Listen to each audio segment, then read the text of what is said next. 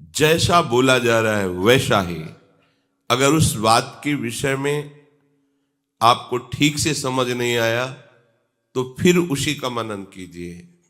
उपस्थित हो तो पूछ लीजिए। अपने मन से कल्पना करके बात में मिलावट मत कीजिए कि इसका तात्पर्य ऐसा हो सकता है, हम ऐसे कर लेते हैं। तात्पर्य नहीं, जैसा कहा जा रहा है वैसा चलोगी तो तात्पर्य का साक्षात्कार हो जाएगा। कल्पना नहीं करनी पड़ेगी, वो आपको साक्षात अनुभव में आएगा कि इस वाणी का तात्पर्य क्या था, क्या है, क्या रहेगा, इसका अनुभव हो जाएगा। इसलिए महत्व बुद्धि, जैसा सुना वैसा ही मनन किया, मिलावट नहीं, और जैसा मनन किया वैसा ही आचरण में उतार लिया, अपनी धारणा बना ली, बात बन जाएगी। जिस हम सुख और शांति की खोज में जन्म जन्म से भटक रहे हैं उसकी पूर्णता हो जाएगी। हमें पूर्ण शांति, परम शांति जिसे कहते हैं, जहां अशांति का लेश नहीं है, परम सुख, चरम सुख, इससे बढ़कर कोई सुख नहीं, जहां लेश मात्र दुख नहीं है, ऐसे महाआनंद में हमारी स्थिति हो जाएगी। अपने लोगों का स्वभाव है अल्प सुख में तृप्ति का अनुभव करके वहां रुक जाना। ये स्वभाव है, अल्प सुख में तृप्ति का अनुभव करके वहां रुक जाना।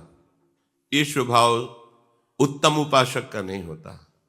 वो भूमा सुख का लक्ष्य बनाए हुए है, इसलिए अल्प सुखों का त्याग करता हुआ वो आगे बढ़ता जाता है। वो जब तक प्रभु का साक्षात्कार नहीं हो जाता तब तक वो अल्प सुखों में मनोरंजन नहीं करता, विश्राम नहीं करता, आगे बढ़ता चला जाता है। अगर कहीं अल्प सुख में रुक गया तो फिर भ्रष्ट हो जाएगा। भ्रष्ट का तात्पर्य वो नष्ट नहीं हो जाएगा, पर उसका जो लक्ष्य था वो विलंब से उसे प्राप्त होगा। सतमार्ग का पथिक है, इसलिए पतित तो नहीं हो सकता, नष्ट नहीं हो सकता, दुर्गति नहीं हो सकती, पर विलंब हो जाएगा। कितना विलंब होगा ये उसकी भूल के अनुसार होगा।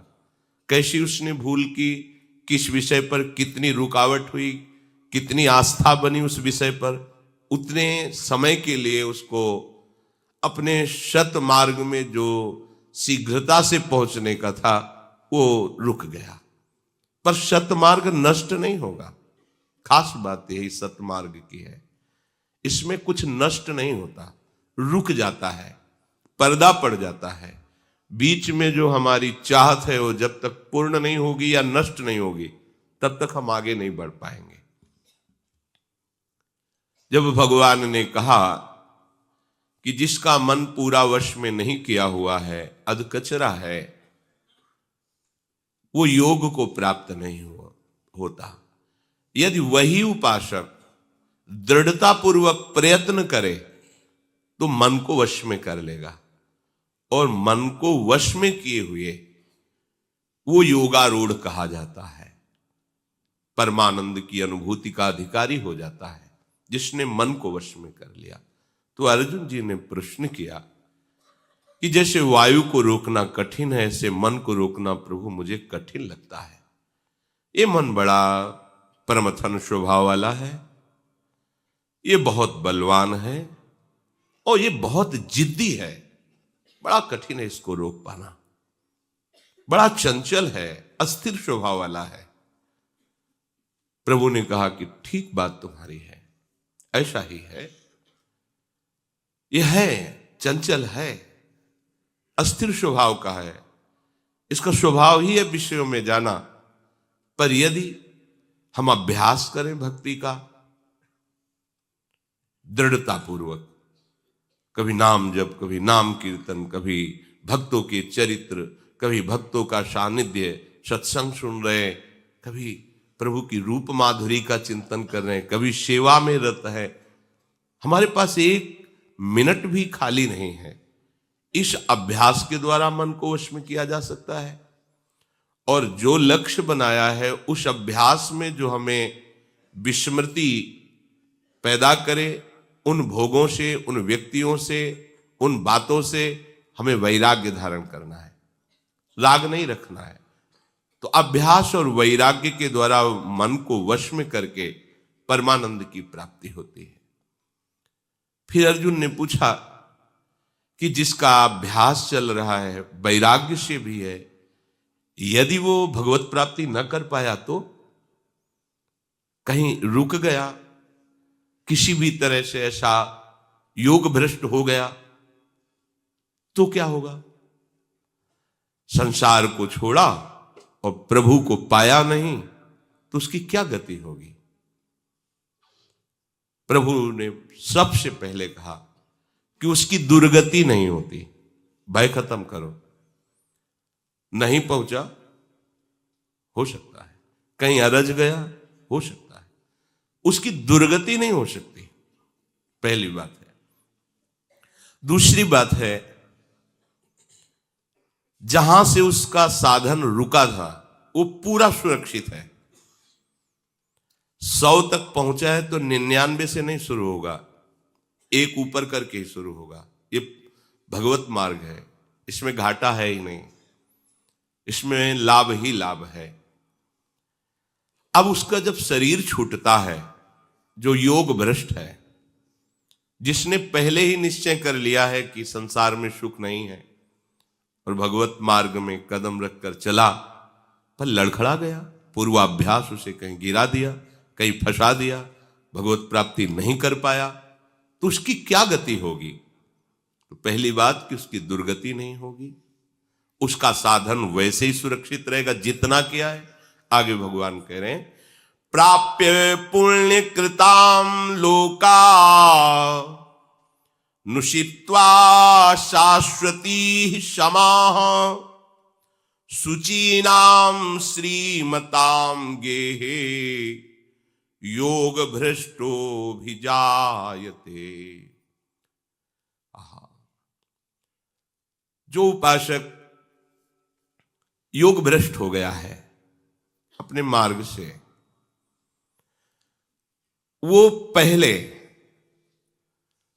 बड़े सुखद लोकों को भेजा जाता है। स्वर्ग में भी बहुत तरह के, जैसे मृत्यु लोक है, इसमें बहुत से देश हैं, बहुत सी अलग अलग प्रकृतियां हैं, बहुत सी अलग अलग शोभाएं हैं, बहुत से अलग अलग दुख हैं, बहुत से अलग अलग सुखद मनोरम दृश्य हैं, यहां मिश्रित है। लेकिन स्वर्ग ऐसे, जैसे मृत्यु लोक तो कितने देश, कितनी नदियां, कितना वन समुदाय, सब ऐसे स्वर्ग, उसमें भी अलग अलग उत्तम से उत्तम लोक, उसी स्वर्ग लोक में उत्तम से उत्तम भोग सामग्री, उत्तम से उत्तम वन दृश्य। उस उपासक को, उस योग भ्रष्ट को ना चाहने पर भी उसकी रुकावट के रूप में उसे वो मिला है जो बड़ी बड़ी यज्ञ और बड़ी बड़ी तपस्या और साधना करके स्वर्ग के सुखों को भोगने के लिए जाते हैं, वो उसे दंड के रूप में मिला है इस मार्ग में चलने। क्योंकि ये भी प्राकृतिक मायाकृति है ना, चला था सच्चिदानंद सुख के लिए, अरझ गया तो उसको क्या मिला दंड में? नरक नहीं, दुर्गति नहीं, क्लेश नहीं, अशांति नहीं। क्यों? क्योंकि भगवत मार्ग का पथिक है, कोई साधारण नहीं है, भगवान की दुरंत माया है, नहीं पहुंच पाया लक्ष्य तक, तो उसको दंड नहीं दिया जाता। जिसके लिए बड़े बड़े लालायित होकर स्वर्ग आदि के उत्तम उत्तम लोगों को जाते हैं, वहां उसे भेजा जाता है दंड के लिए। ये उसके लिए दंड है। सच्चिदानंद प्रभु के नाम रूप लीला धाम का रसास्वाद करने वाला उपासक विश्व में आकर्षित या किसी भी तरह वहां भेजा गया। ले, अब एक तरह से देखो तो दंड है ना, अपने प्रभु के मंगलमय नाम रूप लीला से बिछुड़ करके वो मायाकृत सौंदर्यता, मायाकृत भोग विलासिता, मायाकृत वैभव, उसमें भेजा गया उसको। जहां की थोड़ी सी भी प्रीतम से लगन लग जाए तो ब्रह्मादिक के भोग सब विषम लागत ताहि, नारायण ब्रजचंद की लगन लगी है जाए। इस मार्ग का पथिक जब वहां भेजा जाता है तो उसे महसूस होता है कि मुझे दंड मिल रहा है, उसे आनंद नहीं महसूस होता। स्वर्ग में उसे आनंद महसूस नहीं होता। जो स्वर्ग की कामना करने वाले बड़े बड़े पुण्यात्मा हैं, उनको भी स्वर्ग मिलते मिलते रुक जाता है। ऐसे स्वर्ग में नहीं पहुंच जाता कि 2-4 यज्ञ की और स्वर्ग का अधिकारी हो गया। सांगो पांग अनुष्ठान आजीवन पूरा नियम सिद्ध, फिर स्वर्ग जाता है। और ये विघ्न रूप से उसे स्वर्ग भेजा गया, वहां जहां बड़े बड़े पुण्यात्माओं को भी पहुंचना मुश्किल होता है। भेजा तो अपने तपोबल से विश्वामित्र जी ने त्रिशंकु को, वापस कर दिया गया। खोपड़ी के बल आज भी हिलगे हुए पृथ्वी और अंतरिक्ष के मध्य में। स्वर्ग कोई साधारण नहीं है प्रकृति रा। भक्त के लिए तो तिनके से भी छोटा है। उसको जहां सच्चिदानंद प्रभु की नाम रसधारा, रूप रसधारा, लीला रसधारा का अवगाहन करने वाला, और वो पहुंच गया प्राकृतिक सुख भोगों के आकर्षण स्वर्ग में, ये उसको दंड दिया गया। पर दंड भी कितना सुखद और महिमाशाली है। वो नरक में नहीं भेजा गया, वो पुण्यवान लोकों में भेजा गया। पुण्यवान लोकों के स्वर्ग आदि का नियम है, आप जितना पुण्य लेके गए हैं उसी के योग्यता के अनुसार आपको उस प्रांत में रखा जाएगा, वैसी सुख सुविधा में रखा जाएगा। ऐसा नहीं है कि सब लोगों में आप भ्रमण कर सको, इसके लिए पूरी छूट है। ये समस्त स्वर्ग के क्षेत्र में जहां जाना चाहे, जो भोगना चाहे, जो देखना चाहे, और जो पुण्यवान लोग पुण्य लोगों को जाते हैं, उनको जाते ही उनका पुण्य क्षीण शुरू हो जाता है। देखना पुण्य क्षीण हुआ, भोगना पुण्य क्षीण, इसका कुछ क्षीण नहीं होना, क्योंकि सच्चिदानंद उपासना रही है। पुण्य क्षीण होते ही मृत्यु लोक के विशंति, पुण्यात्मा को जबरदस्ती ढकेला जाता ना चाहते हुए भी। इसको ऐसा नहीं होता, इसकी रुचि के अनुसार है। पर रुचि पहले ही नहीं थी तो उसे दंड सा लग रहा है। जिस दिन वो वहां व्याकुल हो जाता है, कहां फंस गया, कैसे झूठे सुखों में, उसी समय उसे वहां से हटा दिया जाता है। जब तक वो व्याकुल नहीं होगा तब तक वो अनंत काल तक चाहे तो रह सकता है, क्योंकि उसके पुण्य क्षीण होने का सवाल नहीं। कल बताया था ना, 2 बार नाम उसने प्रभु का नाम जपा, आश्रय लिया है, उसका अमोघ पुण्य है, वो क्षीण होने वाला नहीं। पुण्यात्मा का पुण्य क्षीण होगा, लेकिन उस उपासक का नहीं। वो चाहे तो असीम समय तक रह सकता है, लेकिन उसने चाहत ही नहीं की। बिना चाहत के जब वस्तु मिल जाती है और जब चाहत कोई और होती है तो उसमें रुचि नहीं होती, उसकी अरुचि होती है। अब वो जितने दिन तक सह पाता है, इसके बाद व्याकुल होता नहीं, ये सब क्या, खत्म। अब उसको जन्म लेना पड़ेगा, क्योंकि पूर्णता नहीं हुई ना, तो उसको मनुष्य जन्म मिलेगा। कहां मिलेगा? भगवान के शुचि नाम श्रीमताम गेहे। केवल श्रीमताम गेहे लिखते, बोलते प्रभु तो धनियों के घर में, लेकिन सबसे पहला शुचि नाम, पवित्र धनियों के घर में। पवित्र जो धर्म से चल रहे हैं, कुल परंपरागत धर्म का सेवन करते चले आ रहे हैं, खूब ऐश्वर्य है पर धर्म से चलते हैं, शास्त्र विरुद्ध आचरण नहीं करते। कहां रखा गया था? स्वर्ग के लोग। अब वहां से कहां भेजा गया? ऐश्वर्यवान, धनवान, धर्मात्मा, ऐसे कुल में उसका जन्म हुआ। शुचि नाम श्रीमताम गेहे योग भ्रष्टो भी जायते। वो योग भ्रष्ट जब मृत्यु लोक में आता है तो सर्वसम्माननीय घर में पैदा होता है। इसमें 2 विभाग किए गए हैं। यदि किसी भोग में आकर्षण हुआ है तो श्रीमान शुचिमताम, इस घर में, और अगर भोगों में आकर्षण नहीं हुआ, प्रयास पूरा रहा पर पहुंच नहीं पाया, तो उसको श्रीमान के कुलों में नहीं, उसको योगियों के कुल में, आगे वाले श्लोक में सीधे उसको योगियों के कुल में, क्योंकि अभी उसने कोई भ्रष्टाचार नहीं किया, कोई गलती नहीं की, पर साधना इतनी मंद रही कि लक्ष्य नहीं प्राप्त कर पाया, तो उसको सीधे ऐसा अवसर दिया जाएगा जहां जन्म से ही भागवतिक संस्कार और कोई भोगाकर्षण नहीं और कोई भोग सामग्री का संयोग नहीं, शुरू से ही वैसी ही रहनी, वैसी ही तपस्यामय घर में, जहां भोगों का कोई भी सानिध्य नहीं, कोई भी महत्व नहीं, केवल धर्म, केवल भगवान, ऐसे कुल में जन्म होगा। तो इसका श्री शुचि नाम श्रीमताम गेहे योग भ्रष्टो भी जायते।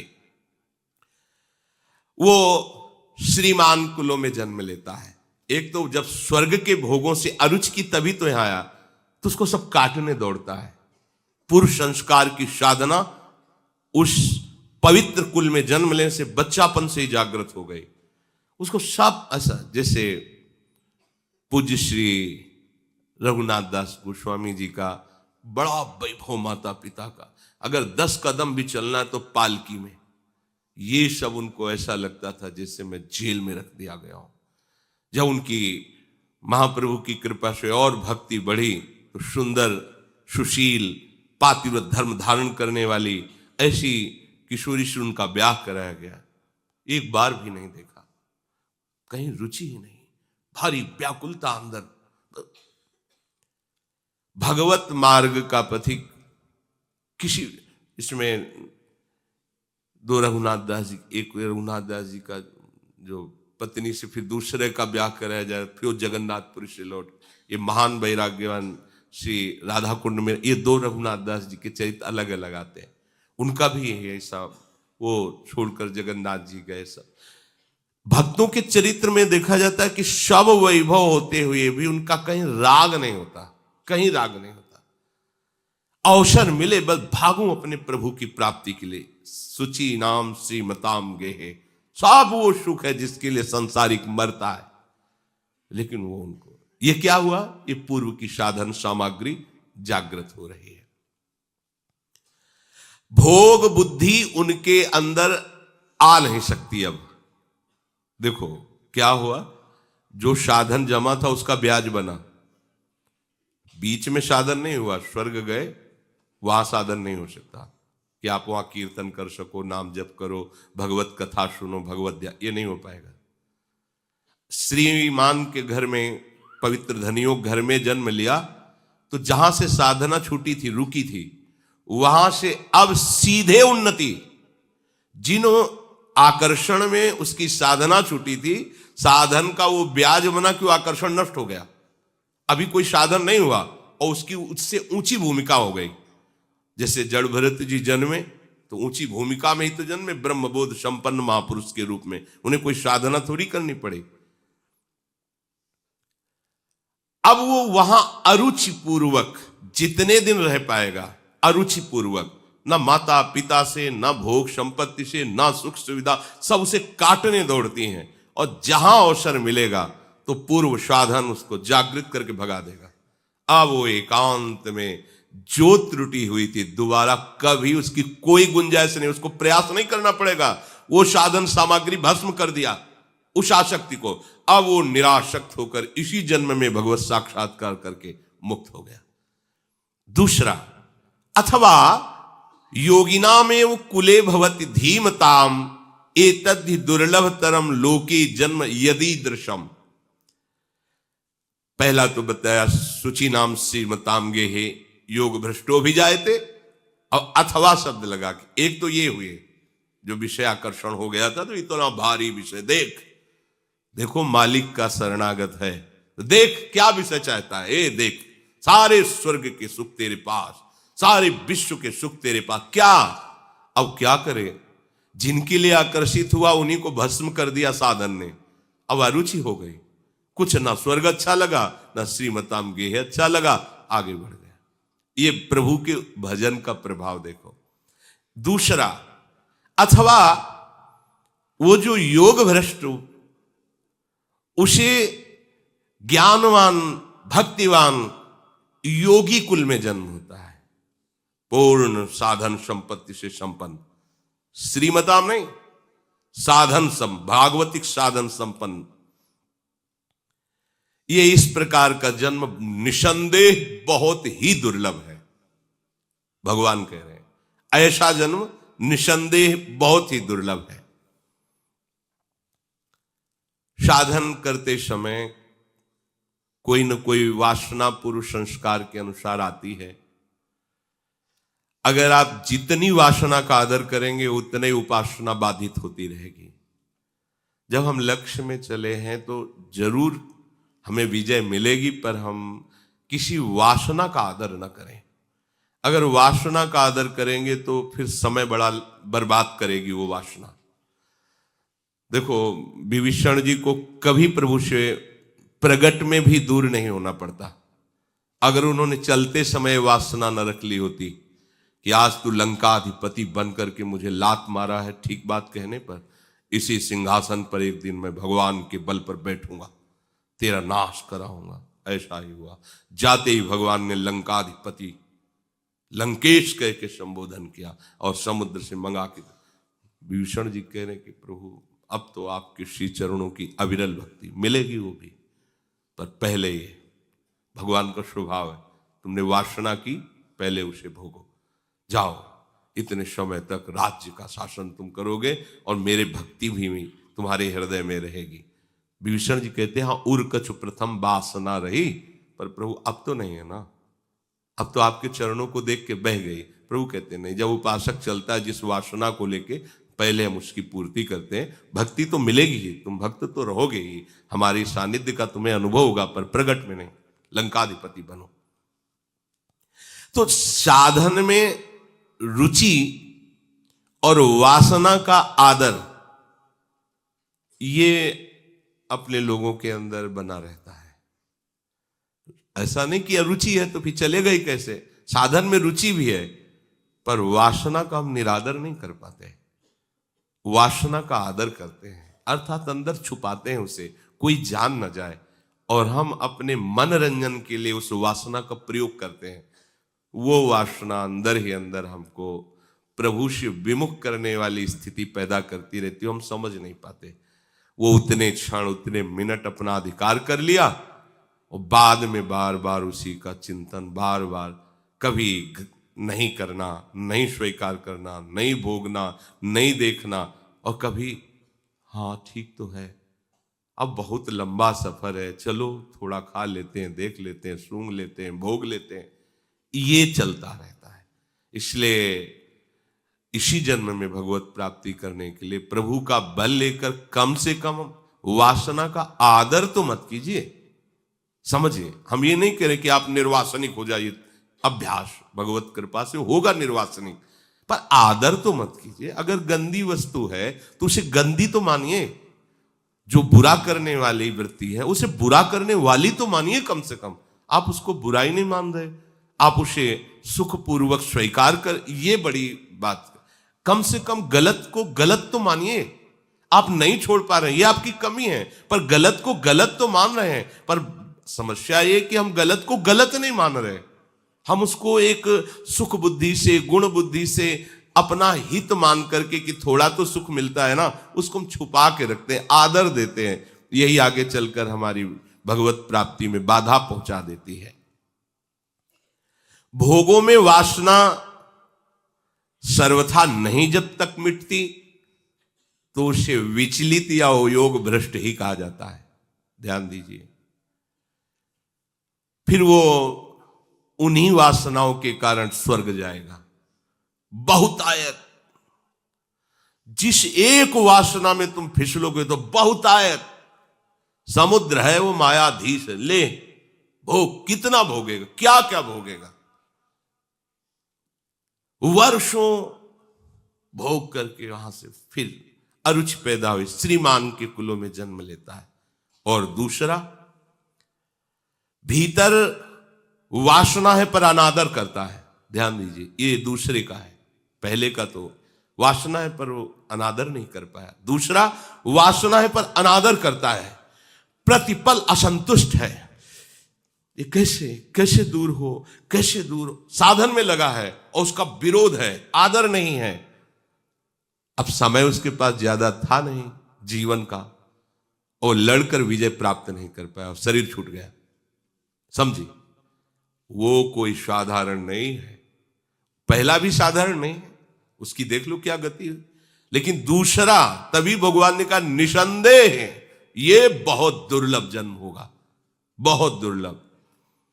उसका उद्देश्य परमात्मा प्राप्ति था, तीव्रता से साधन पर लगा, वासना रही पर उसका अनादर किया, पर वो जीत नहीं पाया, निर्वासनिक नहीं हो पाया।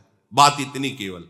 अब उसका जब शरीर छूटेगा तो उसको स्वर्ग आदि में नहीं जाना पड़ेगा, जैसे हो उसको श्रीमान कुलों में जन्म नहीं होगा, उसका सीधे उन कुलों में जन्म होगा जो भगवत प्राप्ति के साधन में गृहस्थ होते हुए लगे हुए हैं और सुख सुविधाएं नहीं है, सीधे वो योग भ्रष्ट का तात्पर्य मिल नहीं पाया, बस इतनी बात है। अगला उसको जो मिला पूरी की पूरी सामग्री भगवत प्राप्ति की, बस जहां उसके अंदर चेतना जागृत होगी, जैसे एकदम बालक है तो बालवत उसकी भागवतिक चेष्टाएं होंगी, बालवत भी, और जब उसकी चेष्टा जागृत होगी तो सीधे साधन संपत्ति जागृत हो गई जहां से थी, क्योंकि इतना छोटा है और इतना ज्ञान इसको है, इतना शांत रहता है, इतना भजन में लगता है, क्योंकि पूर्व सामग्री जागृत हो गई। अच्छा, वहां कोई भोग सामग्री नहीं है जिससे उसका कहीं भी कोई विघ्न पड़ सके, ऐसे घरों में जन्म होता है। माता पिता भाई बंधु सब धर्मात्मा, सब धर्म से चलने वाले। अब जहां उसके अंदर भावना उसकी पूर्व साधना की जागृत हुई, बस व्याकुलता पैदा हो गई। अब कैसे भगवान मिले, कैसे भगवान मिले। अब उसको ऐसा सब सानिध्य मिल जाता है कि उसकी जो भावना जागृत हुई इसमें आग लग जाती है, प्रज्वलित आग, अब वो रोके नहीं रुकेगी। जैसे भगवत कृपा से अपने जीवन को देखा, पिताश्री कभी पादुका पहन करके हल जोतने नहीं गए, किसान आदमी थे। 100 रुपए की अगर जरूरत है तो गेहूं बेचना पड़ेगा, किसान आदमी गेहूं बेचेगा तो खाएगा क्या। कभी स्वेटर खरीद के नहीं आते थे, कभी ऐसा नहीं कि बड़े कंबल और रजाइयां खरीद के आए, बस भोजन, 1 साल में एक बार वस्त्र बन गए, स्कूल वही वस्त्र पहन करके जाना है, वही वस्त्र रिश्ते नातेदारी में जाना है। अर्थ का अभाव, नगद अर्थ का अभाव, भोजन की व्यवस्था, नंगे पैर हल जोतना। गीता जी, गुरु जी की पादुका और भगवान के कुछ विग्रह झोली में टंगे हैं। 10 बजे तक हल जोते, फिर नहाए और गीता पढ़े, शंख बजाए। प्रसाद आया तो एक बार खड़े होके देखते थे, कोई साधु महात्मा तो नहीं दिखाई देता। ऐसे पवित्र आचरण, कभी कोई व्यसन, कभी किसी की कोई बेईमानी का सवाल नहीं होता। और एक ऐसे मार्किन डाले, एक मार्किन पहने, दूर से परम पवित्र जीवन। और विशेष कृपा, कोई हफ्ता ऐसा नहीं होता था जिसमें संत महात्मा ना आए। 2 तखत पड़े ही रहते थे दंडी सन्यासियों का, एक तरह से वास ही समझो। वो घर पुता हुआ और सामने बड़े बड़े अक्षरों में, अब लिखा है कि नहीं पता नहीं, श्री कृष्ण गोविंद हरे मुरारे, हे नाथ नारायण वासुदेव, ऐसे घर में सामने बड़ा बड़ा लिखा संत महात्मा। हम लोग छोटे थे, जब कोई सन्यासी आते पूरा परिवार हाथ जोड़कर, माता जी पिताजी सब ऐसे हाथ जोड़कर खड़े हो जाते, आए सब प्रणाम, फिर उनके चरण प्रक्षालन करना, चरणामृत लेना, ऐसा भाव। अब वो शाम के जब बैठते तो भगवत चर्चा करते, संतों का स्वभाव होता है। 10-20 लोग और अगल बगल के आ गए, चर्चा। हमारे मोहल्ले में जिसमें ये शरीर जन्मा, उसमें कहीं प्याज की बात नहीं थी, प्याज की और तो जाने दो। उस कुएं में कोई, हाँ, ऐसा पवित्र एकदम है। जो ही हमारे अंदर चेतना जागृत हुई तो वह एक बात प्रश्न उठा, सबसे हमें पूरा याद है, सबसे ज्यादा प्यार माँ के चरणों में होता है बालक का। तो लगा कि अम्मा मर गई तो कैसे जिएंगे, फिर अमुक मर गए तो कैसे जिएंगे, तो हमारा है कौन। फिर हम बचपन की या स्मृति है कौन हमारा, कौन हमारा, ये तो सब मरेंगे, फिर हमारा कौन है। संत जन जब शाम के कुछ बोलते थे तो उसके पहले कीर्तन कराते थे, श्री राम जय जय राम, श्री राम जय जय। पकड़ में आ गई बात, बस शाम के एकांत बैठते, श्री राम जय जय राम, श्री राम। और जब पढ़ने लायक हुई तो इतनी चालीसा, हनुमान चालीसा, शिव चालीसा, दुर्गा चालीसा, ये ढेर चालीसा लेकर देवी जी के मंदिर में जाना, सुबह नहा धो के सुनाना, टीका लगा कर स्कूल जाना। तो मजाक भी होता था, मास्टर भी मजाक कर रहे हैं, पंडित आया तिलक लगा के ऐसे। बस 8 पढ़ते पढ़ते तो भागवत कई बार हो चुकी थी, शाम के रोज सुनाना होता, पिताजी माताजी से सब बैठ के सुनते। ये निश्चय हो गया कि जीवन का सार केवल भजन है। साइंस साइड में 9 में जो पास हुए 9, बस हो गया, भागो भागो, अंदर से बस भागो, बस यही, कहाँ जाना है क्या कुछ समझ नहीं, बस यही, भागो भागो यहां से भागो। माता जी से कहा कि अम्मा गांव में गए, हम कहा अम्मा हमारा मन कहता है हम भाग करके भगवान की प्राप्ति करें। तो भगवान की प्राप्ति, भजन करो, भजन करने से तो भागने से भगवान की प्राप्ति होती है। हम कहा केवल हम आपको बताते हैं, हम बाबा जी बनना चाहते हैं, हम भागना चाहते हैं। है कौन बच्चों की कौन बात मानता है? बस हमारी बात हो गई कि उनसे बात। सुबह 3 बजे ऐसी व्याकुलता कि हम तुम्हें कैसे बताएं, बस यही प्राण समर्पित करने के लिए व्याकुल थे। किसको कहां कुछ पता नहीं, कैसे जीना है कैसे चलना है कुछ पता नहीं, कोई साथी नहीं, एक एक कदम पर मन हमें धोखा दे रहा था। जे भी निकले तो पहला भय, कहां रहोगे, कैसे रहोगे, कैसे जीवन चले। हर प्रश्न का अंदर से उत्तर आता, अरे नहीं भगवान चलाएंगे, भगवान चलाएंगे। 15 किलोमीटर चलने के बाद थक गए, एक शंकर जी का मंदिर, वहीं से नींव पड़ गई। बस ये हमारी सामर्थ्य नहीं थी, हमें किसी ने उपदेश नहीं किया था कि तुम भागो और बाबा जी बनो। तो हमें लगता है भगवत कृपा से ये पूर्व सामग्री जमा थी, वो एकदम उठा के ऐसे चला दी।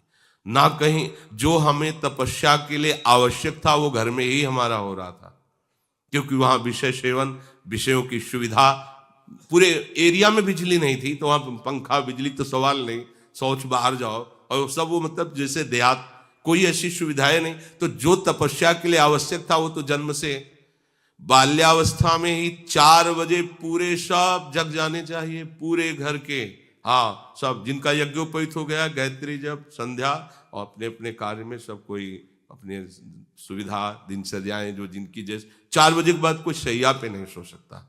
भागवतिक संयोग।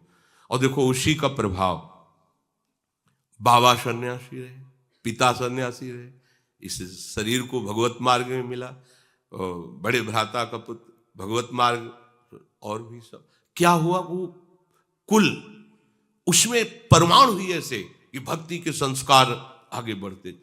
भगवान कह रहे हैं कि अगर वो मार्ग में चला और लक्ष्य तक नहीं पहुंच पाया, वासना का अनादर किया, तो उसको ऐसी जगह जन्म दिया जाता है जहां जन्म से संस्कार भक्ति के, भगवत प्राप्ति के, वो फिर किसी के समझाने की उसमें जरूरत नहीं होती। उसका जन्म साक्षात उन भगवत भक्तों के कुल में होता है जिसे शास्त्र प्रमाणित करते हैं, जिनका जो धर्म है उस धर्म के अनुसार, अपने कुल मर्यादा के अनुसार, एतद् दुर्लभतरम लोके जन्म यदि दृशम, इस प्रकार का योगियों के कुल में जन्म होना इस लोक में बहुत दुर्लभ होता है। शुद्ध सात्विक श्रीमानों के घर में, राजाओं के घर में, धनियों के, गुणवानों के, ये भी दुर्लभ माना जाता है। जो पहला जन्म हुआ सुचि नाम श्रीमताम गे, पर उससे भी ज्यादा ये श्रेष्ठ माना जाता है, क्योंकि उसमें वासना का आदर हुआ था, इसलिए उस, और इस जन्म में वासना का आदर नहीं हुआ था, तो सीधे पूर्णता ना होने के कारण उसे जन्म लेना पड़ा। पर जैसे मुचकुंद जी को जब भगवत दर्शन हो रहे हैं, तो फिर आगे का कोई जन्म होने का विधान ही नहीं होता। मम दर्शन फल परम अनुपा, जीव पाओ निज से स्वरूपा। जब उस यवन को, काल यवन को भगवान भगा कर ले जाते हैं और अपना पीताम्बर मुचकुंद जी को उड़ा देते हैं, वो जाके लात मारता है, हमें तो भगा के लाए, यहाँ गुफा में सो रहा है। वो समझा भगवान सो रहे हैं। मुचकुंद जी की आंख खुली और उनको था कि तुम्हें सोते समय जो जगा देगा वो भस्म हो जाएगा, दृष्टि पड़ते वो भस्म हो गया। जी भस्म हुआ से भगवान सामने आ गए, भगवान को देखा तो स्तुति की। भगवान ने उनसे कहा कि मैंने अपनी तरफ से तुम्हें दर्शन दिए, पर तुम्हें हमारी प्राप्ति के लिए अगला जन्म तुम्हें होगा। अब उनका कहां जन्म हुआ? नरसिंह मेहता के रूप में। वही मुचकुंद जी नरसिंह मेहता के, और जन्म से ही महाभागवत। और कैसी परिस्थिति, इसकी भी व्यवस्था सही ढंग से नहीं थी। ये कैसी परिस्थिति के आसपास 2-4 साधु महात्मा हर समय घेरे रहते थे। अगर वो भात भरने जा रहे हैं तो वो भी टूटी गाड़ी, और वही भी सब भगवान के प्रेमी भक्त जन जा रहे हैं। उस गाड़ी को हाँकने वाले कौन बनते? ठाकुर जी बनते। कैसी महिमा वही। पर भगवान चाहते हैं कि आप भक्ति में तन्मय होकर हमें प्राप्त हो। अर्जुन जी के सामने खड़े हैं पर उपदेश कर रहे हैं, मेरा अनन्य चेता बनो, अनन्य चेता सततम यो माम स्मृति नित्यशा। अर्थात भगवत दर्शन से भी श्रेष्ठ बात है जो भगवान को प्रिय है, क्या? भगवान का अखंड चिंतन। भगवान तो कभी भी किसी को एक क्षण में परम पद दे सकते हैं, उनके लिए कोई नियम थोड़ी है, पर वो चाहते हैं कि आप भजन में ऐसे डूबो। तो नहीं डूब पाए तो अगला जन्म आपको दे देते हैं। अगर आप डूब जाए तो जीते जी परम पद में आरूढ़ हो जाए, आपको महसूस होगा, अनुभव होगा, अब मैं कृतकृत्य हो गया, अब मेरा जन्म नहीं। आपको खुद अनुभव होगा, दूसरे को श्री हरिवंश प्रमाण मनम आपके मन में ही आ जाएगा, हो गया हमारा काम। वो वाणी से नहीं, अंदर से अनुभव में आ जाएगा। प्रभु कह रहे हैं कि ये जो दूसरा जन्म है महापुरुषों के यहां, ये बहुत दुर्लभ है, क्योंकि वहां का वायुमंडल ही परमार्थिक होता है। संसारिक भोगों का बाहुल्य नहीं होता और उनकी महत्ता नहीं होती। तो वहां के वायुमंडल से, दृश्य से, उनके संग से, वहां की शिक्षा से और मेरे अनुग्रह से ये सब विधान बन गया। वो बचपन से ही भगवत मार्ग को स्वीकार कर लेता है और दुर्लभतर परम पद का अधिकारी बनता है। एक प्रसंग आता है वासना का आदर कर लेने का। कल बताया था कि कोल्ह जी अल्ल जी की चर्चा में, कोल्ह अल्ल भाई दो कथा सुखदाई सुनो, पहिलो विरक्त मद मांस नहीं खात है, हरि ही के रूप गुण वाणी में उचार करे, धरे भक्ति भाव ही ताकि यह बात है, दूसरो अनुज जानो खाए सब उन्मानो, नृप ही को गावे प्रभु कभू गाय जात है, पर बड़े के अधीन रहे सोई करे सोई कहे, ईश करी चाहे आप दीनता में मात है। और श्री कोल्ह जी और अल्ल जी की इन दोनों भाइयों का चरित्र सुनो, इसके सुनने से प्रभु में विश्वास और भक्ति बढ़ती है। इन दोनों में बड़े भाई श्री कोल्ह जी थे, जो संसार के विषयों से बिल्कुल परम वैराग्यवान, तामसी पदार्थ तो छूते भी नहीं थे, खाने पीने की तो बात जाने दो, हर समय भगवत नाम, भगवत रूप गुण, बस इन्हीं का गान करते, इन्हीं के ध्यान में रहते थे। और इनके जो दूसरे भाई थे छोटे अल्ह जी, वो सब कुछ खाते पीते थे, राजसी भोग भोगते थे और राजा के साथ, राजकुमार के साथ ही बैठते उठते और राजाओं के ही गुण गाते, रजोगुणी रूप की महिमा गाते। वो बड़ी सुंदर थी, वो बड़ा सुंदर था, ऐसा वैसा। कभी वो भगवान का गुणगान करने में रुचि नहीं रख रहे थे। पर खास बात थी कि वो बड़े भाई का बहुत आदर करते थे। जो भक्त थे बड़े भाई, उनका वो आदर करते थे। लेकिन कभी कभी भगवान की कोई चर्चा सुन लिया, कोई ऐसे पद गा दिया, रुचि नहीं। रुचि तो राजाओं के रूप गुण का गान करना, उनके भोग विलास में, वैसे ही सब खाते जो नहीं खाना चाहिए। पर खास बात क्या हुई? बोले बड़े के अधीन रहे, उनके सामने जाते ही नम्र रहते। ईश्वर और अपने बड़े भाई भक्त में कोई अंतर उनकी दृष्टि में नहीं था, इतना आदर करते थे। ये बहुत बड़ी बात हो गई। उनके सामने जितनी देर रहते बहुत दैन्य रहते, बिल्कुल मानो एकदम साधु। बाद में तो सब रजोगुणी। बड़ा भाई देख करके अंदर से बड़ा दुखी होता कि सामने तो बहुत दैन्यता करता है, पीछे ये सब मनमानी आचरण करता है, क्या करें। इसको ले चलें एक बार भगवान के सामने, इसको ले चलें, शायद इसकी बुद्धि बदले। तो बड़े आए कही चलो, द्वारिका निहारे सही, मिथ्या जग भोगया में आयु ही बिहात है।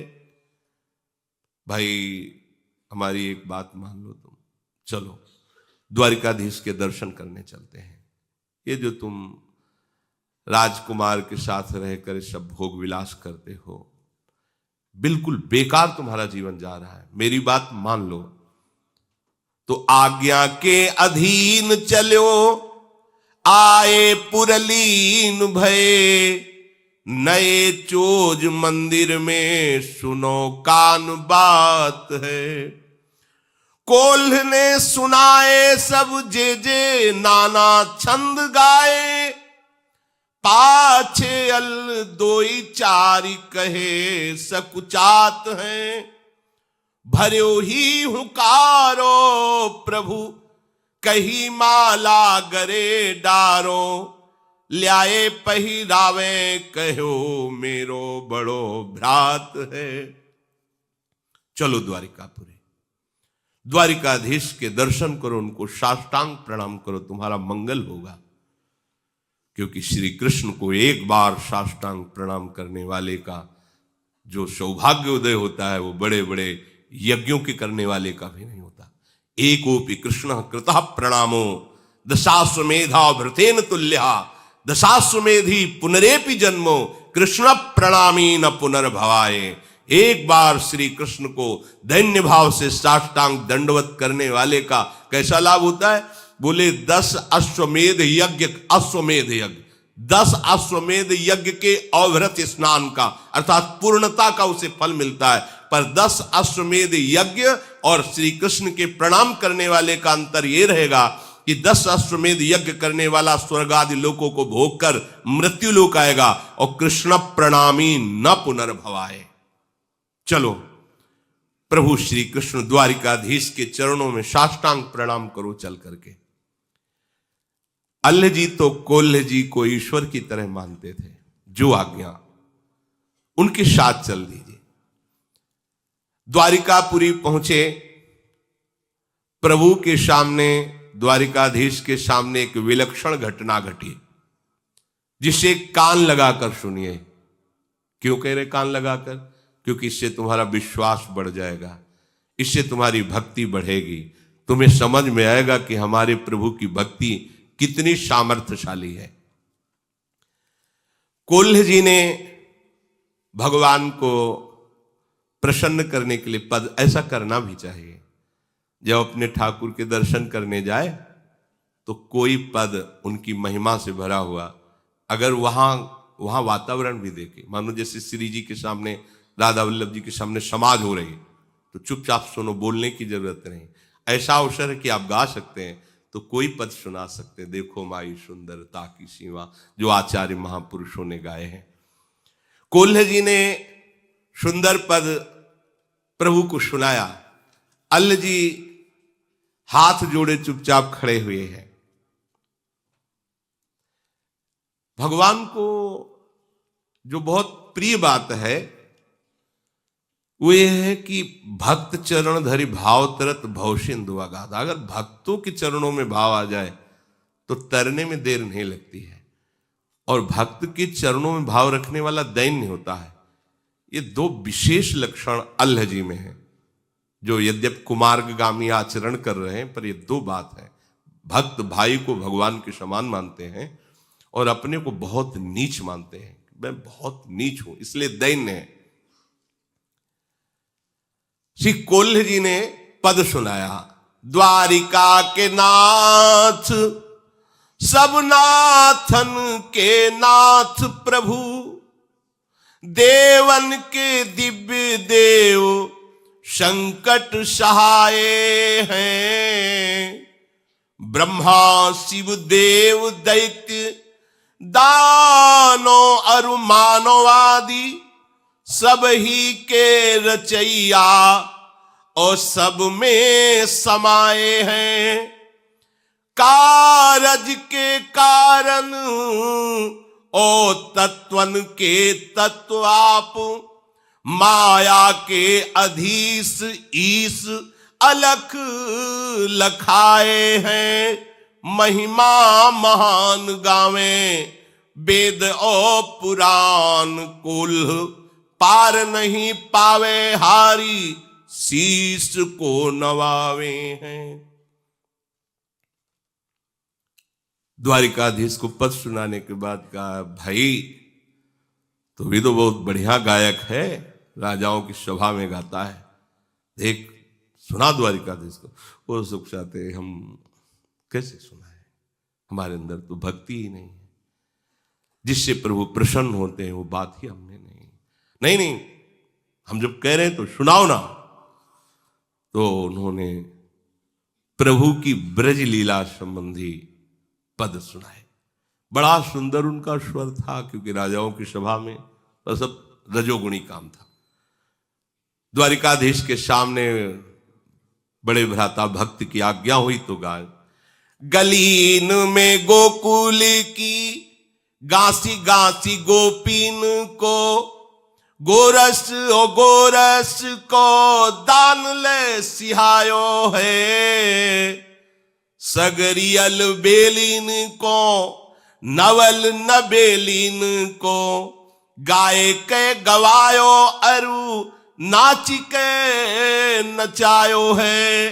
अबुलान आन मान प्राण की हरन हारी, बांसुरी बजाए घर बार भूलवायो है। ये जसुदा के छैया, ये रास रंग के रचैया, भैया नेह की नदी में तय नहायो और नहवायो है। देश विदेश के देखे नरेशन रीझिक को जो बूझी करेगो, याते तने तन जात गिरो गुण, सौ गुण अवगुण गाठी परेगो। बांसुरी वारो बड़ो रिझवार है, श्याम जुने कुसुढार ढरेगो।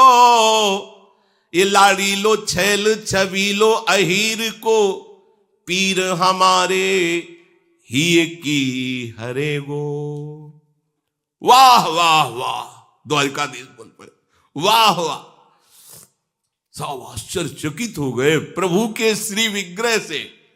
साक्षात द्वारिकाधीश बोल पड़े, वाह वाह। ब्रज की लीला प्रभु चित्त चोर के भी चित्त को चुराने।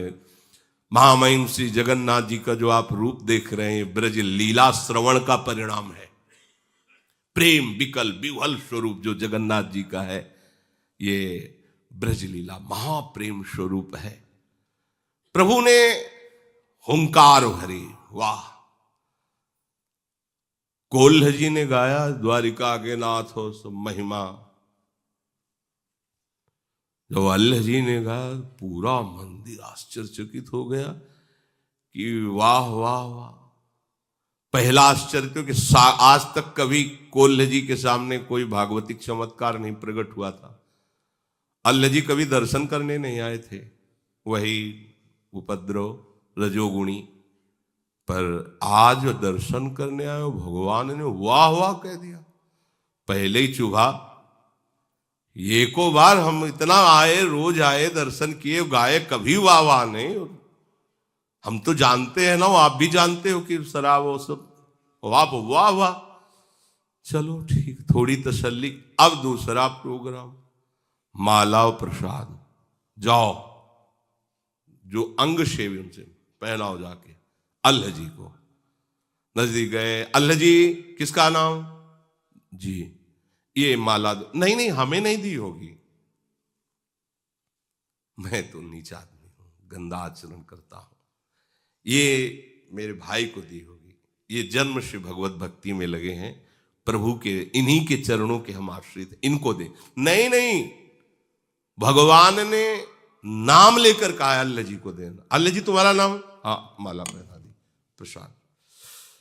अब तो कोल्ह जी की दृष्टि बदल गई और भगवान की तरफ प्रणय कोप से देखेगी। मतलब अपमान ही करना था तो थोड़ा हल्का करते, इतला कि हम इतना गाते रहे, कभी वाह वाह नहीं कहा, और इसने गाया और माला प्रसादी हृदय में एकदम। इनको नहीं दिया, आपको दिया है, आपका अल्लाह जी नाम पहला। ये है, थोड़ा भी अगर कहीं दासत्व में कमी रह जाती तो ये बात आ जाती है। अरे हमारे स्वामी हैं, यहां प्रसन्नता होनी चाहिए कि हम लिवा के लाए, तो इस नाते से प्रभु कितना इसको आदर दे रहे हैं। प्रभु दयो पे नया ही दयो, बड़ो अपमान भयो। ये बात समझनी है यहां कि हम जिनके शरणागत हैं उनके द्वारा की हुई कोई भी चेष्टा हमारा अपमान नहीं हो सकती, हमारा सम्मान है। पर वो समझ नहीं पाते, हम कहीं ना कहीं अपने अहम को बचा के रखते हैं। ध्यान देना, इसे मिटाना होगा, नहीं आप अपने स्वामी के ही प्रतिकूलता का चिंतन करने लगेंगे। जिनकी शरण में उन्हीं के प्रतिकूल किया कराया, फिर सब रुक जाएगा। इसलिए सावधान रहें। यद्यपि पतन नहीं होगा, पर काहे को जलोगे, समय बर्बाद करोगे। तो फिर अगर तुम हमें नीचा दिखाने की कोशिश करोगे तो फिर हम तुम्हें नीचा दिखा देंगे। ऐसा होता है। सेवा में जो रहते हैं, प्रभु की जो शरण में है, अगर आदेश हुआ कि मान को धूल धूसरित करके ऐसी स्थिति में ला दो कि तुमसे नीच कोई नहीं है, तो ये तुमको सर्वश्रेष्ठ पदवी देने के लिए, उसको लगता है अच्छा, मतलब अभी तक हम पूरा सर के बल खड़े रहे हो, तुम समझते हो कि हम कुछ है ही नहीं, तो अब हम बाम चलते हैं, प्रतिकूल चलते हैं, देखते हैं कैसे संभालते हो। और ये तब तक समझ में नहीं आता जब उधर से प्रतिकूलता होती, तब समझ में आता है, नहीं तो समझ में नहीं आता। और सच्चे महापुरुष कभी तुम्हारे मान का पोषण नहीं होने देंगे, कभी नहीं, क्योंकि ये सबसे ज्यादा पतन कराने वाली चीज है। इसीलिए 15वें अध्याय में भगवान जो परम पद आरूढ़ का लक्षण कहे तो निर्मान पहला शब्द, मान रहे सबहि मान प्रद आप अमानी। और ये मान रोग जीवत्व को पुष्ट करता है, देहाभिमान को। और जहां आप महापुरुषों का सानिध्य प्राप्त किए तो महापुरुषों के समान आपको मान मिलेगा, क्योंकि उनके सानिध्य में वो सम्मान जब हम स्वीकार कर लेते तो मान का रोग बढ़ जाता है। और जब महापुरुष देखते हैं कि ये तो मान से रोगी हो रहा है, तो फिर उसका ऑपरेशन होता है, तब वो उसी के प्रतिकूल हो जाते हैं। जैसे छोटा बच्चा स्नान कराने के लिए मां ले जाती तो बुरा समझते हैं कि हमें खेल से हटा करे, क्यों ऐसा नहीं होना चाहिए। इस पर सुधार मन को, अंदर की बात है, बाहर की नहीं। बाहर से आपके आचरण दैन्य हो सकते हैं, पर अंदर से आपकी वृत्ति अनुकूल और दैन्य होनी चाहिए। इनको अंदर से बहुत बुरा लगा, बचपन से भगवान का भजन कर रहा हूं, आज तक शाबाशी नहीं दी, आज तक माला प्रसाद। ये छोटे भाई ऐसा दयो पे नया ही दयो, ऊपर से पुजारी यही कह रहे कि आपको नहीं दिया, इनको दिया है। दयो पे नया ही दयो, बड़ो अपमान भयो। गयो बूढ़ो सागर में दुख को न पार है, बूढ़त ही आगे भूमि पाई चलो झूमी। प्रीति सो अनीति भूले, ना ही मानो तरवार है। सो ही आए लेन हरिजन, मन चैन झिल्यो। मिल्यो कृष्ण जाय पायो, अति सुख सार है। बैठे जब भोजन को, तो दई उभय पातर ले। दूसरी जो कैसे कही, वही भार प्यार है। अल्लाह जी के कहने पर पुजारी ने कोल्ह जी को साफ कह दिया, ये माला तुम्हें नहीं, ये अल्लाह जी के लिए है।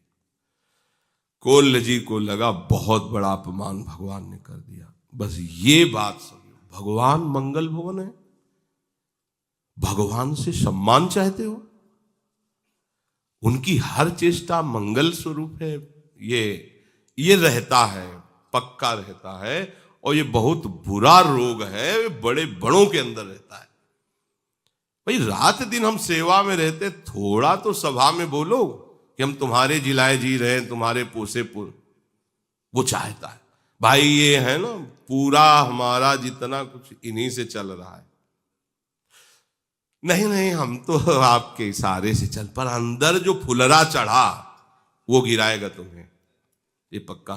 अब अगर उसे ये माना जाए कि हमारा अपमान हो गया, तब तो भाई बहुत ही मतलब मंदबुद्धि। गुरु के द्वारा की हुई चेष्टा अपमान होती है क्या? और जब हम ऐसी वृत्ति रखते हैं कि इन्होंने हमारा अपमान कर दिया, तो फिर शरणागति पर संशय खड़ा हो जाता है कि आपने क्या समर्पित किया था शरणागति में, तन मन वचन और स्वयं।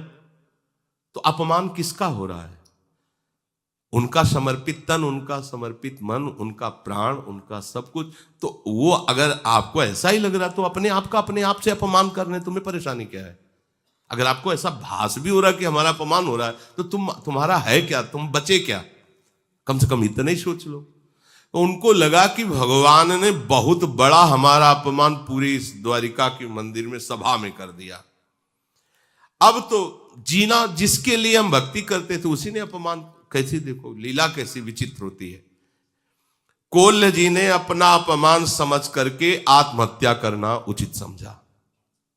इतना जलन हो गई, अब ठीक नहीं है, तो समुद्र में जाके कूद गए। अब समुद्र में डूबते चले गए। जब नीचे गए तो दिव्य भूमि, जल का प्रभाव खत्म, सुंदर ऑक्सीजन, सुंदर वायु, ऐसे द्वारिकापुरी में पहुंच गए। ऐसे भक्त डूबना भी चाहे तो भगवान डूबने देंगे क्या? द्वारिकापुरी पहुंच, दिव्य द्वारिका का दर्शन, परमानंद की अनुभूति हुई। पर अंदर ही अंदर जल रहे हैं कि है तो वही द्वारिकाधीश जो माला उसको दी थी, हमें नहीं दी। अंदर जलन है, भूल नहीं पा रहे थे। जैसे तलवार का घाव हो तो कर सकता रहता, तो प्रभु के प्रति थोड़ा गुस्सा कि छोटी ही माला हमें भिजवा देते ये माला वाली बड़ी चक्कर है। जैसे समाज में जाए ना, जिस अपने समाजें होती तो निमंत्रण में, जैसे समाज में गए, 50 लोग बैठे हैं, तो उसमें क्या होता है, लिफाफा, माला और चद्दर। जरूरत नहीं ना लिफाफा की, ना चद्दर की, ना माला की, बगल में सबको पहना दिया गया। मान, ये तभी परिचय में आता है मान। देखो, मान चाहने के लिए हम अपने को बहुत नीचा दिखा सकते हैं। मैं दुष्ट हूं, अधम हूं, नीच हूं, पामर हूं, जूता के पास बैठ जाएंगे जाके, बात समझना। लेकिन उसमें भी मान की चाहत होती है। बात तब होगी जब जबरदस्ती तुम्हें कोई वहां बैठे हैं, और फिर आप अपने को अधिकारी मानकर कि हाँ यही मेरा अधिकार है, तो समझ में। अपने को कह रहे हैं हम नीच हो, जब दूसरा कहेगा नीच है, पाखंडी, तब कैसा लगा? हाँ, तो ये बड़ा सूक्ष्म विषय है। अब वो घाव की तरह उनको अंदर आनंद तो आ रहा दिव्य द्वारिकापुरी के दर्शन में। आगे भगवान के पार्षदों ने, आइए प्रभु आपको बुला, और आनंद हो। भगवान के पार्षदों ने अगवानी की और आनंद मिला, बड़ा सुख मिल रहा है, बड़ी शांति, बड़ी दिव्यता का अनुभव हो रहा है। भूल गए जो अपने भाई के सम्मान की ईर्ष्या जगी थी, शांत सी होगी। अखिल लोक चूड़ामणि भगवान द्वारिकाधीश के साक्षात दर्शन कर रहे हैं, परमानंद की बाढ़ आ गई। कोल्हे जी से कहा हो, पार्षदों से, सबसे पहले हमारा इन्हें उच्छिष्ट पवाओ, बैठो। बैठा ले गए, 2 पत्तल लगाओ। तो उन्होंने सोचा कोई और भागवत आया होगा पास, 2 पत्तल। तब तक तो उनको कुछ नहीं, फिर पूछा कि जब उनका परोस गया प्रसाद, तो दूसरा पत्तल भी परोस गया। तो प्रभु इसमें कौन? बोले अल्लाह जी के लिए। मैं फिर और मतलब यहां भी अभी हमने पाया ले, उसके लिए पत्तल लगवा दिया। वो फिर अंदर जो है पूरी जलन। तुम्हारे छोटे भाई अल्लाह जी के लिए है, और वो तुमको भी तो बहुत प्यारा है। अब अंदर ऐसे मसोस के रह गए कि मतलब बात क्या है, इतना प्रभु इतना उसको प्यार करते। यहां भी आज सबे विश्व भयो दुख गयो, सोई हुयो नयो, दयो पर बोधवा की बात सुन लीजिए। एकदम चेहरा बदल गया प्रभु की तरफ, फिर वही प्रणय कोप से देखे, प्रभु नाराज मत हो, तुम जानते नहीं हो, तुम अभी के भगत हो। वो हमें कितना प्यार करने वाला भक्त है, तुम अभी सुनो, हम तुम्हें बता रहे हैं वो कौन है जो तुम्हारा भाई बना है आके। आज जिसे तुम रजोगुण में देख रहे हो, एक वासना का आदर करने से उसका मार्ग रुक गया। वो जितना तुम भजन अभी तक किए हो ना, बहुत छोटा है उसके भजन के आगे, जितना उसने भजन किया है। तेरो छोटो भाई मेरो भक्त सुखदाई, ताकि कथा ले जताई, जामे आप ही सो दीजिए। प्रथम जन्म मांझ बड़ो राजपुत्र भयो, गयो गृह त्याग सदा मोसुमति भीजिए। आयो बन को भूप संग राग रंग रूप, देख चाह भई देह दई भोग कीजिए।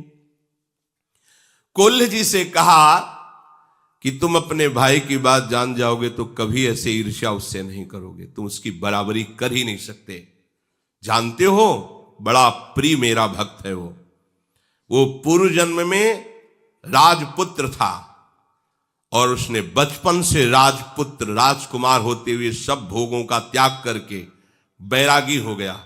राजपद का अधिकारी था, राजपद राजभोगों का त्याग करके वो एकांत वन में निरंतर कष्ट सहते हुए मेरा भजन करने लगा। मन बुद्धि लगाकर सतत मेरा भजन कर रहा था। ध्यान पूर्वक सुनना। बहुत समय व्यतीत होने के बाद उस जंगल में एक राजा अपने पूरे परिकर के साथ मनोरंजन के लिए आया। तो राज वैभव, यद्यपि राजकुमार ही थे, बचपन से वैरागी हो गए, एकांत सेवन करते थे। अब राज वैभव के इन्होंने देखा, बहुत सी सुंदर सुंदर युवतियां, ऐसा सब भोग विलासिता सब। इनके मन में विषय सुख का आदर हुआ कि अगर बाबा जी न बनते तो ऐसा ही हमको भी सुख मिलता। आदर हो गया। अब वो वासना इतना जोर पकड़ी, इसमें देर नहीं लगता, समुद्र बनने में तरंग आई और आपने आदर किया, वो पूरे हृदय पर अधिकार कर लिया। अब तो बस भजन रुक गया। के विधि मिले सुंदरी बाला, जैसे नारद जी के मन में नहीं, ऐसे कि अब ये सब कैसे भोग प्राप्त हो। संसारी सुख भोगने की प्रबल लालसा हो गई और उसी को लालसा को लिए हुए शरीर छूटा। भगवान वर्णन कर रहे हैं, तो मैंने बड़ा स्वस्थ और तेजस्वी इनको शरीर दिया। भोगो विषय को, लो मालिक हैं हमारे। तुम्हारा मन हुआ, तुम्हारी वासना जागृत हुई और राजा के राजकुमार से मित्रता कराई और जन्म दिया ऐसे महाभागवत के घर में। कोल्ह जी के भाई बने आके। देखो कैसा विधान, कैसा कवच है भक्ति का, वासना है तो संग राजकुमार का। वैसे ही जो भोग देखे थे वही भोग राजकुमार के साथ खूब भोगो, खाओ पियो दुनिया का। अब भक्त का संग और वासना, देखो भगवान कैसा यही संयोग होता है। अब भक्त के संग ने उस वासना से खींचा है, जीवन असार चलना द्वारिकाधीश। सामने गए और जहां से रुका था साधन वही जागृत हो गया। केवल तो प्रभु का स्वभाव सूरदास जी वर्णन करते हैं कि विमुख भये निमिषहु न अकृपा, जब चितये तब हो ऐसे। प्रभु बीच वाली बात नहीं देखते कि हमको छोड़कर विषयों में, यही तो अगर वो ऐसा देखे तो अपने लोग तो कभी आगे ही नहीं बढ़ सकते, भगवत मार्ग में चल ही नहीं सकते। भगवान ने बताया कि तुम्हारा अभी तो बहुत छोटा भजन है, इसका भजन देखो। पर एक वासना का आदर करने के कारण उसकी ये गति हुई कि उसको ऐसा संयोग मिला। विषयी जनों को विषय भोगते देखकर या विषयी पुरुषों की बात सुनकर विषय भोगने की इच्छा प्रकट होती ही है। यदि कहो कि कोई विरक्त है, राज्य सुखों का त्याग करके आया है, तो ये कैसे हो सकता है? तो कह रहे हैं बलवान इंद्री ग्रामो विद्वानमपि कर्षति। कोई भी हो, ये नहीं सोचना चाहिए कि इन भोगों को तो हम छोड़ करके आए, अब हमें कौन परास्त कर देगा, उससे घटिया भोग तुम्हें गिरा देगा।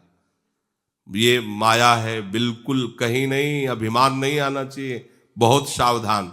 देखो ना, राजकुमार होती हुई राज वैभव छोड़ दिया, आज एक राजा के भोग विलास को देखकर वासना जागृत हो गई, और ऐसी जागृत हुई कि भजन रुक गया, उसी वासना की प्राप्ति के लिए व्याकुलता हो गई।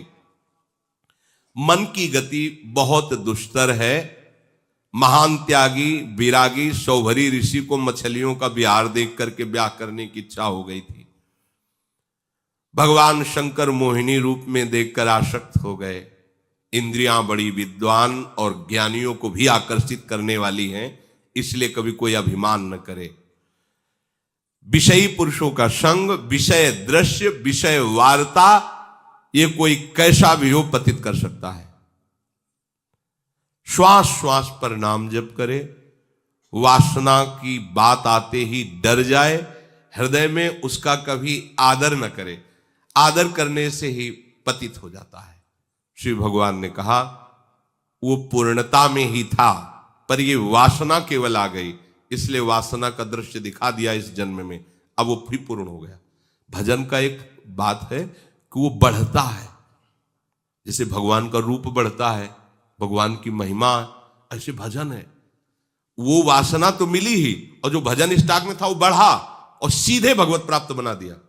अभी अभी पद गाया, सीधे भागवतिक संपर्क और तन्मयता, एक भी विषय चिंतन नहीं है उनके हृदय में। जो भोगा उसकी कोई भी पुनरावृत्ति संस्कार नहीं, ये खास बात होती है। अगर भक्त की कहीं वासना पूर्व की और भगवान उसका, तो उसमें संस्कार नहीं बनेगा। जैसे भोगियों का संस्कार होता है कि भोगा पुनः संस्कार, पुनः उसकी तृष्णा वासना, ये नहीं होगा। उसको घृणा पैदा हो जाएगी अंदर से, संस्कार रहित हृदय होगा, क्योंकि वो प्रभु की तरफ से चल रहा है, डॉक्टरी चल रही, वो ऐसा नहीं। ये बहुत कृपा का मारा। आप तभी तो कहते आंख मूंद के दौड़ो गिरोगे नहीं, आंख मूंद के दौड़े, अब तुम्हें चिंता नहीं करनी। ऐसे चिंतामणि चरणों का आश्रय ले लिया है, अब चिंता, बोले चिंता नहीं करनी तो फिर आज से फिर पिटाई होगी, विषय नहीं पाओगे। बार बार हम ये कह रहे हैं, इसलिए इस मार्ग में चलने के लिए करें, इधर नहीं। इधर तो चिंता ही चिंता है, तुम निश्चिंत हो ही नहीं पाओगे। निश्चिंत होने का ये मार्ग है। और भगवान ने कहा देखो, तुम इस जन्म में भक्ति कर रहे हो, पर कैसी तुम्हारी भक्ति रंग लाई है कि तुम्हारे ही आश्रित, तुम्हारे ही भाई का आदर होने पर तुम्हारे अंदर कितनी जलन है। तुम प्राण त्यागने के लिए और वो तुम्हें अब भी कितना प्यार कर रहा है। तेरे ही वियोग अन्न जल सब त्यागी दियो, जियो नहीं जात वापे बेग सुधि लीजिए। जिस दिन तुम समुद्र में कूदे, उसी समय समुद्र में कूदना चाहते थे, लोगों ने पकड़ लिया, आज भी उन्होंने अन्न जल नहीं पाया, प्राण त्यागने के लिए तैयार है आपके लिए। और आप कितनी ईर्ष्या से युक्त है। आप सोचिए आप किस कोटि के भक्त हैं। ये प्रसाद लो और जाओ, प्रसाद हाथ पे प्रसाद दीनो, आए घर चीन लीनो, सुपनो सो गयो बीती, प्रीतिवासो कीजिए, द्वारिका को संग सुनी, आवती ही आगे चलो, मिलो भूमि पर दृग भरी वह दीजिए, कही सब बात श्याम धाम तजु ताही छिन, करो बनवास दो अतिमति भी